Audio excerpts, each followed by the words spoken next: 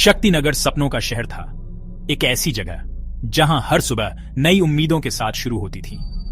ऊंची इमारतें, चमकती सड़कों और लोगों की भीड़ से भरी गलियां, हर कोना जिंदगी से भरा हुआ था।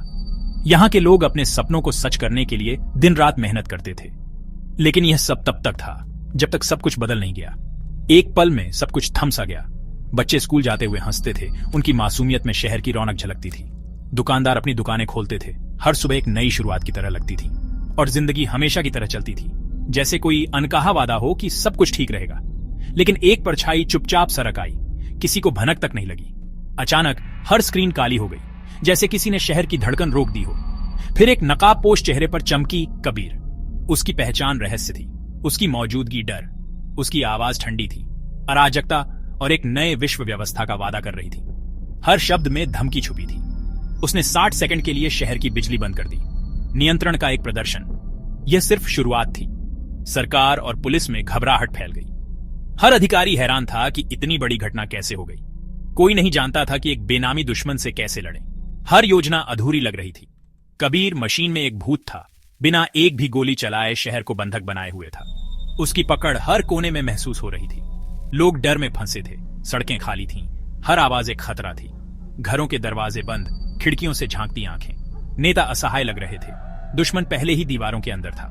हर फैसला मुश्किल हो गया था। शक्तिनगर घुटनों पर था, एक चमत्कार की तलाश में। उम्मीद की एक किरण भी दूर लग रही थी, लेकिन उम्मीद आ रही थी एक ऐसे आदमी से जो खुद अतीत का एक भूत था। उसकी वापसी ने शहर में हलचल मचा दी। शहर की हीरो के लिए प्रार्थना का जवाब मिलने वाला था। लोग एक नई सुबह की आस में थे।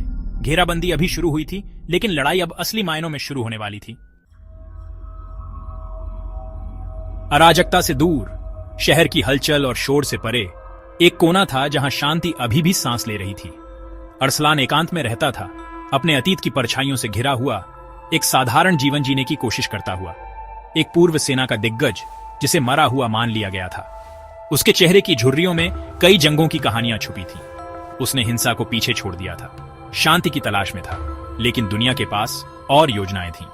हर रात वह अपने पुराने हथियारों से दूर रहने की कोशिश करता, पर यादें पीछा नहीं छोड़ती थीं। शक्तिनगर के संकट की खबर उस तक एक पुराने रेडियो के माध्यम से पहुंची। रेडियो की खड़खड़ाहट के बीच एक आवाज ने उसकी नींद उड़ा दी। कबीर की आवाज, हमले की पहचान, यह सब बहुत जानी पहचानी थी, जैसे अतीत फिर से दरवाजा खटखटा रहा हो। कर्तव्य ने बुलाया और उसके अतीत के गोस्टों ने कार्रवाई की मांग की। दिल में एक पुरानी आग फिर से जल उठी।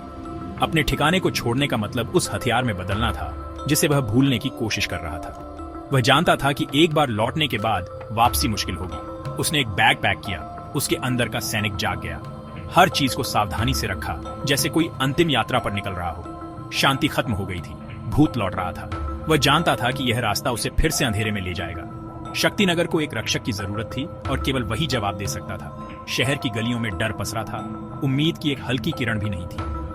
अरसलान अंधेरे में शहर में घुस गया, एक भूत की तरह चलता हुआ। उसकी चाल में आत्मविश्वास और आंखों में पुराना दर्द था। जिस शहर से वह प्यार करता था, वह अब एक गोस्टिया शहर था, डर से सफोकेटेड। सरकार पैरालाइज थी, गलियां वीरान थी और लोग अपने घरों में कैद। सिस्टम फेल हो रहा था, कानून और व्यवस्था बस नाम की रह गई थी। ये एक आदमी पर निर्भर था, आधिकारिक तौर पर गैर मौजूद, इस युद्ध को लड़ने के लिए। उसकी पहचान अब सिर्फ एक छाया थी। शांति के लिए उसकी व्यक्तिगत लड़ाई खत्म हो गई थी, एक नया युद्ध शुरू हो गया था। अब उसकी लड़ाई सिर्फ अपने लिए नहीं, पूरे शहर के लिए थी। अकेला भेड़िया फिर से शिकार पर था, इस बार अपने शहर को बचाने के लिए। एक भूत से लड़ने के लिए अरसलान को एक भूत बनना पड़ा। उसने एक पुराने क्रिप्टोग्राफर दोस्त से संपर्क किया। उसे एक ही वाक्यांश मिला, the puppet master is back. संलग्न फाइल में कबीर की योजना का खुलासा हुआ। ऑपरेशन ब्लाइंड माइंड, एक चोरी की ब्लैक ऑप्स परियोजना। यह सोनिक एमिटर्स का उपयोग करती थी दिमाग को बाधित करने के लिए, न केवल मशीनों को। कबीर का उद्देश्य शहर की आत्मा को गुलाम बनाना था, नागरिकों को कठपुतलियों में बदलना था। डिवाइस का स्थान माउंट अग्नि के अंदर छिपा हुआ शांत ज्वालामुखी। कबीर ने अपना अड्डा एक सोते हुए विशालकाय के पेट में बनाया था।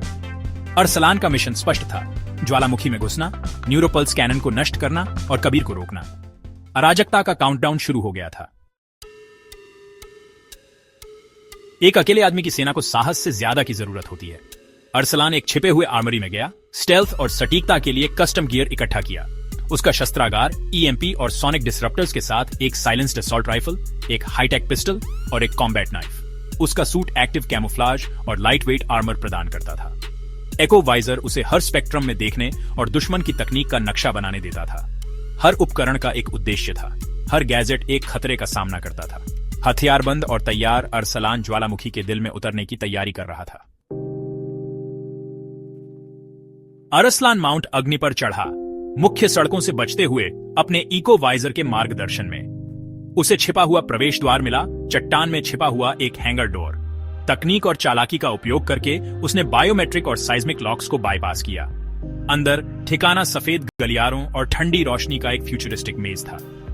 उसका वाइजर सुरक्षा प्रणालियों और गश्त का नक्शा बनाता था, जिससे वह बिना देखे चल पाता था।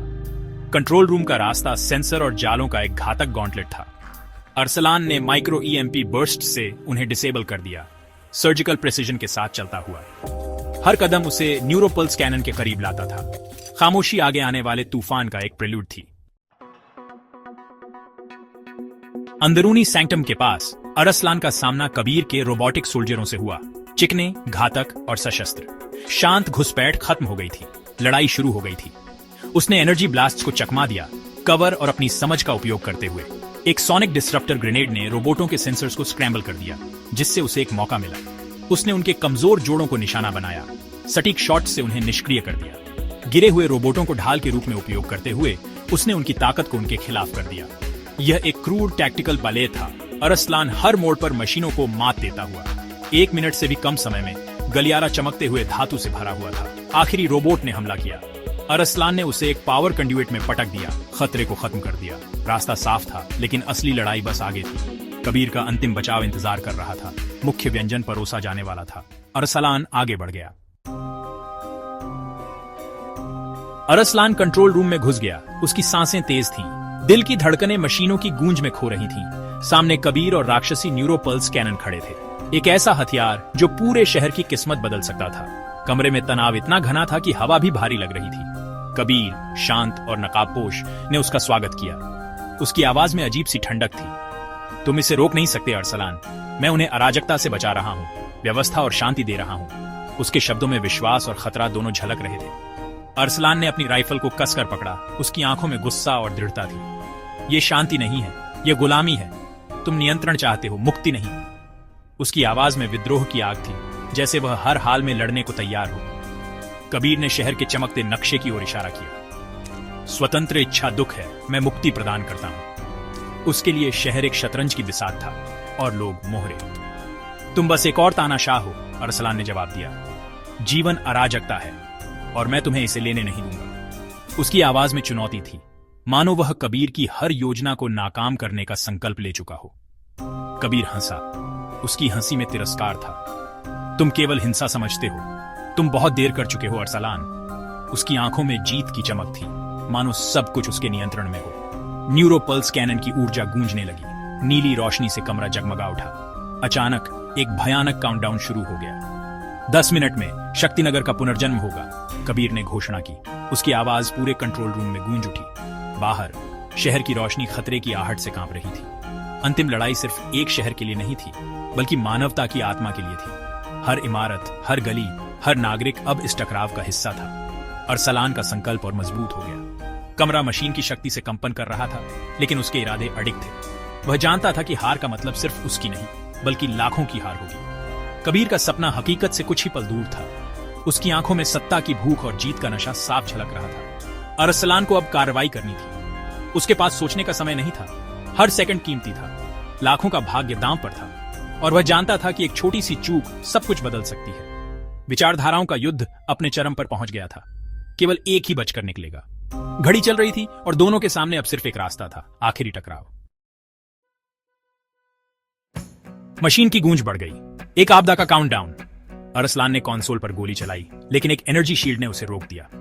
ड्रोन ने हमला किया, उसे नीचे दबा दिया। उसने पावर सोर्स के लिए स्कैन किया, उसे प्लेटफॉर्म के नीचे मिला।